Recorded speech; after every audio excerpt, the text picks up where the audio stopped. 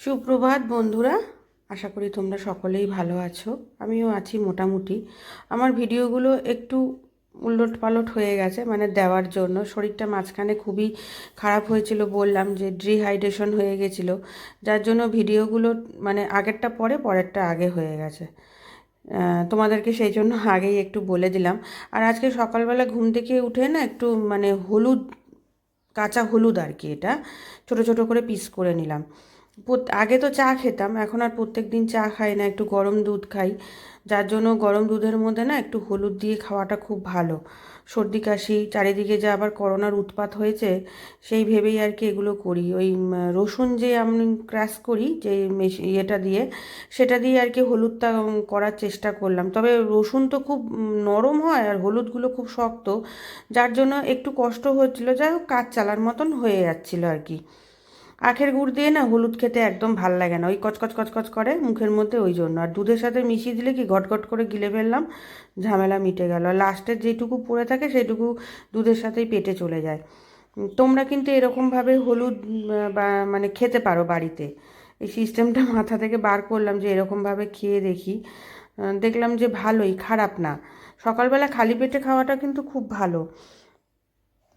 আর দুদিন আগেই শুনলাম যে একটা প্লেন অ্যাক্সিডেন্ট হয়েছে, খুবই খারাপ লাগলো ওটা জেনে আর কি। ইউটিউবে দেখছি, খবরেও দেখছি, বিভিন্ন জায়গায় দেখছি, দেখে খারাপ লাগলো না। যাদের বাড়িতে ফ্যামিলির মেম্বার গেল তারাই একমাত্র বুঝতে পারবে যে কতটা যন্ত্রণাদায়ক ব্যাপারগুলো। আর কি বলা যাবে, নিয়তি। কিন্তু আমাদের দেখো, কালকে দেখলাম যে ভগবান গীতা, যে বই আছে ইস্কন থেকে, প্রভু শিলাপাদ যে বইটা লিখেছিলেন খুব সহজ সরল ভাষায়, সেই গীতা বইটা কিন্তু অক্ষত রয়েছে। আমি তো দেখে খুব অবাক হলাম যে কত সুন্দর, মানে একটা দেখো ভগবানের কি লীলা। বলে না, যখন যার কপালে আছে মৃত্যু, ঠিক মৃত্যু হবেই, কেউ আটকাতে পারবে না, উপলক্ষ মাত্র।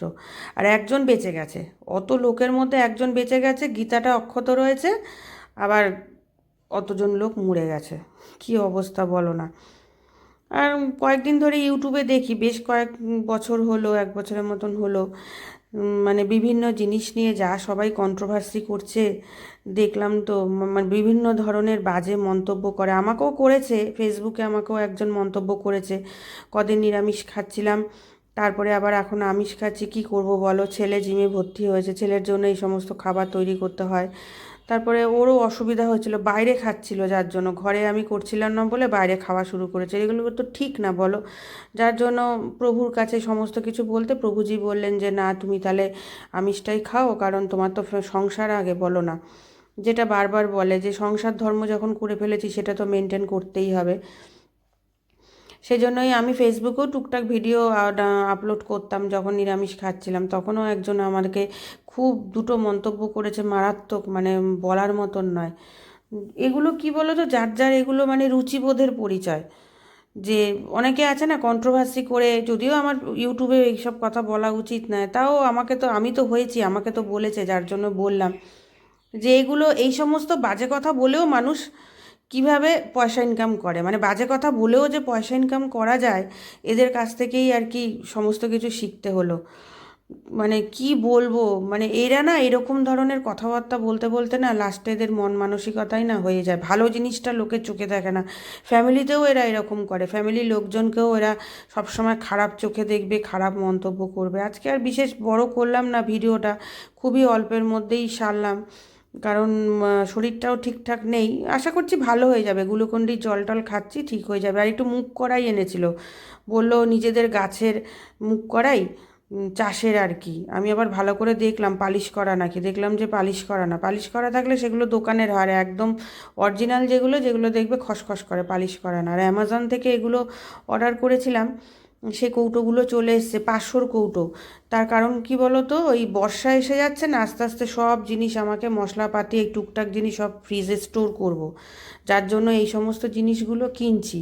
ছোট কৌটোও কিনেছি, 500-র কৌটো কিনেছি, আর একটা কৌটো কিনেছি ছোট কৌটো, যেগুলোর মধ্যে মশলা রাখবো, আর এগুলোর মধ্যে এই জিনিসগুলো রাখবো। বিকেলবেলা একটুখানি টিফিন টিফিন করতে লাগে, মুখ কড়াই ছোলা টোলা দিয়ে, তখন আর কি কাজে লাগবে। ঘরে আছে, আবার নিয়ে এসছে, এবার ফ্রিজের মধ্যে এগুলো স্টোর করে রাখবো। আর পোস্তগুলো তো আগেই বলেছিলাম পোকা লেগে গেছিলো, পোস্তগুলোও রাখতে হবে। এই জন্য এই যেগুলো আমার কৌটোগুলো খুব প্রয়োজনীয় সেই জিনিসগুলো আর কি টুকটাক করে কিনছি আর কি। ছোটো কৌটোও কিনেছি এরকমই, শুধু একটু সাইজে ছোট আর কি, সেগুলো দেখাবো তোমাদেরকে। আর যেটা বলছিলাম, যাদের যেই কাজ বলো, অনেককেই দেখি যে এই ধরনের বাজে কথা, তাদের ফ্যামিলিকে নিয়ে কথা, তারা কেন বাড়িতে যায় না, তারা কেন আসে না। সত্যি মানে কি অবস্থা, কত ধরনের মানুষের জিজ্ঞাসা প্রশ্ন মানুষের থাকে। সেই মাথার ব্রেনটাকে যদি একটুখানি অন্য কাজে ধর্মের পথে যদি লাগায়, তাহলে কত মানে বুদ্ধি বিকশিত হয়। ভালো কিছু নিয়ে বললো, আলোচনা করলো, অনেকেই অনেক কিছু জানে না, তাদের বাড়িতে ধরো সেই কিছু সমস্যা আছে, সেই ভালো কিছু নিয়ে বলুক না যে আমি এক জায়গায় গেছিলাম, এরকম সমস্যার সম্মুখীন হয়েছে, বা আমার জীবনে এরকম একটা হয়েছে, তোমরা সাবধানে থাকবে, কত কিছু আছে বলো। সেগুলো বাদ দিয়ে মানুষের মানে ফ্যামিলির মধ্যে ঢুকে কেন এটা করলো, কেন করলো, কেন বললো না, কেন ওটা হলো, কত ধরনের মানে মানুষের জিজ্ঞাসা, জানার ইচ্ছাটা ভালো দিকে নেই। আর কি বলবো, যাই হোক, এই টুকটাক রান্নাগুলো করব, বাজার টাজারও টুকটাক নিয়ে এসছে, বেশি কিছু বাজার করতে না করেছি। আর আজকে করব একটু বাটা মাছের ঝোল, জানো তো, একদম পাতলা করে কালো জিরে আর ঝিঙে দিয়ে একটু বাটা মাছের ঝোল করব। অনেক দিন বাটা মাছ আমাদের খাওয়া হয় না, ছেলের জন্য আরও বাটা মাছটা বেশি আনা হয় না। তা আজকে খাবো বাটা মাছ, আর ছেলের জন্য ডিম টিম যাই হোক কিছু একটা করে দেবো, ওর ওইটা দিয়ে হয়ে যাবে। তাই ভিডিওটা আজকে অল্পের ওপর দিয়েই করলাম। আর ওদিকে ভাত বসিয়ে দিয়েছি, এদিকে মাছের ঝোল। তাহলে আসছি, দেখা হবে অন্য দিন অন্য সময়।